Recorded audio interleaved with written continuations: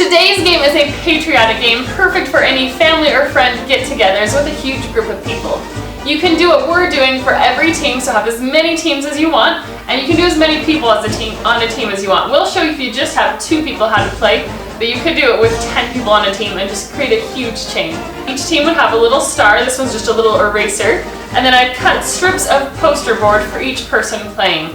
We're going to put the star on our stripe, and then we'll be tossing it from one person to the next. If you're in a large open space, you can put several feet between you just to make it a little bit more difficult. But we're going to show you the easy version. And every time someone catches it, then they'll try and toss it to the next person who has to catch the star on their stripe. And then you just see who can be the first one to complete it across the finish line. You ready? Yeah. Okay, so here we go. We're going to show you the 2-person version.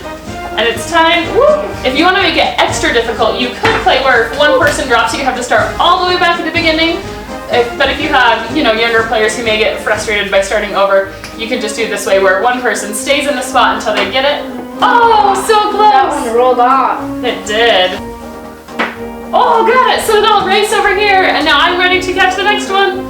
Oh! Right, my stripe is ready. So biggie. Whoa! And we got it. So that is how you play the game. Again, make your stripe as long as you want, as many teams as you want. If you enjoyed this, be sure to give us a big thumbs up down below. Don't forget to subscribe. Thank you so much for watching, and we will see you next time. Bye-bye.